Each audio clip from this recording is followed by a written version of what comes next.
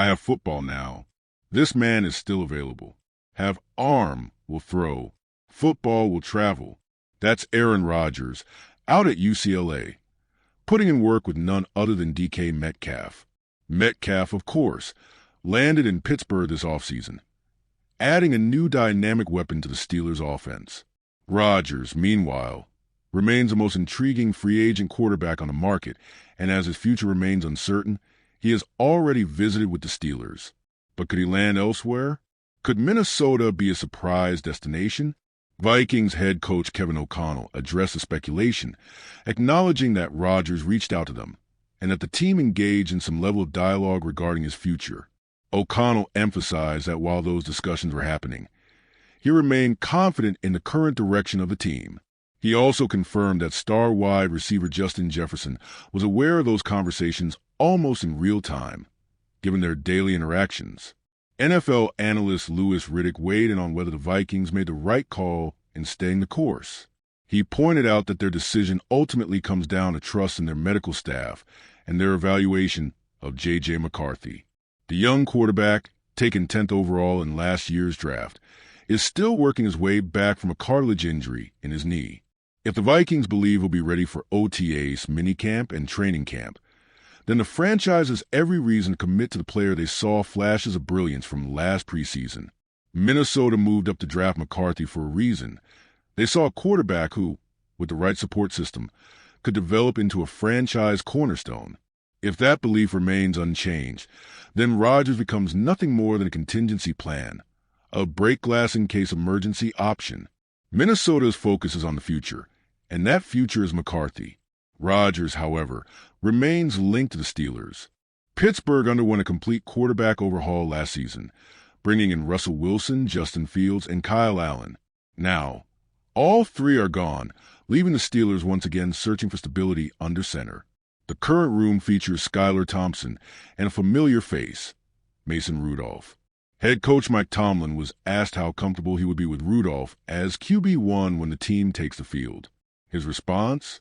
Simple. That's why we brought him back. I'm comfortable with that man. We've been there before. He's a very capable guy. But how much comfort does that actually provide? Riddick isn't convinced. He argues that Tomlin knows exactly what he has in Rudolph, a comp and game manager, someone who can execute the offense without embarrassing the team. But Pittsburgh isn't aiming for mediocrity. They're looking to compete at the highest level, to win the AFC North, and to be a legitimate force in the conference. Rudolph isn't that guy. That's why Rodgers remains in play. That's why, come draft time, Pittsburgh could be aggressive in targeting a quarterback. Riddick has been vocal in his belief that the Steelers could make a move for Tyler Shaw from Louisville, potentially in a trade-down scenario. The bottom line? Mason Rudolph isn't the long-term answer, and the Steelers know it. This is a team that made the playoffs last season. The pieces are there. The right quarterback could elevate them to the next level. The question is, will it be Rodgers or will it be someone they find in the draft? The Steelers' decision at quarterback would define their trajectory for years to come.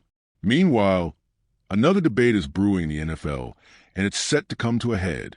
The league is voting on whether to ban the Tush push, the short yardage quarterback sneak that the Philadelphia Eagles have perfected. The rule change requires 24 teams to vote in favor of banning the play, meaning the Eagles need at least 9 teams to side with them to prevent the change. The controversy stems from the Eagles' dominance with the play, converting 39 of 48 attempts last season, including in the playoffs. Critics argue that it creates an unfair competitive advantage, while others insist there is no definitive injury data, proving it to be a health risk. Andy Reid is among those demanding evidence before any ban is considered. While some believe the league should be proactive rather than reactive, Riddick doesn't believe the play should be banned. His stance is clear. If the league cannot produce concrete data showing the play poses a serious injury risk, then the argument to eliminate it is rooted purely in frustration. The real issue isn't player safety. It's teams being unable to stop it. The optics may not be appealing. The idea of an offensive line bulldozing forward while defenders are restricted in their countermeasures may not sit well with everyone. But that alone isn't reason enough to change the rules. If the vote passes, it will signal a shift in how the league responds to dominant strategies.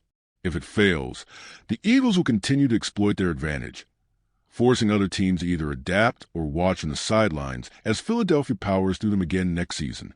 Beyond the rulebook battles, the NFL draft looms large, and with it, all eyes are turning to the upcoming Colorado Showcase, where Shedeur Sanders and Travis Hunter will take center stage.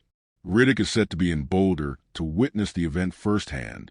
The anticipation surrounding Sanders is palpable, particularly when it comes to his arm strength. Comparisons are inevitable.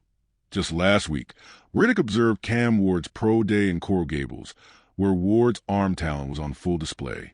Sanders, however, doesn't need to throw a football through a brick wall to prove himself. He simply needs to reaffirm what he's already shown, the ability to drive the ball to all areas of the field with accuracy, poise, and touch. Leadership will also be under the microscope. Franchise quarterbacks command attention, and this is Sanders' moment to show he belongs in that conversation. As for Travis Hunter, what more is there to prove? He's already demonstrated elite athleticism, freakish coordination, and the ability to dominate on both sides of the ball. He moves with the fluidity of a ballet dancer, drawing comparisons to legendary figures like Lynn Swann. There's no doubt he's a top 3 pick in the making, and the showcase will only further solidify that status. The draft is now just weeks away, and the landscape of the NFL is on the verge of shifting once again. Whether it's Rodgers' next destination, the Steelers' quarterback dilemma, the potential banning of the Tush push, or the emergence of future stars like Sanders and Hunter, one thing is certain: the next chapter of the NFL is about to be written.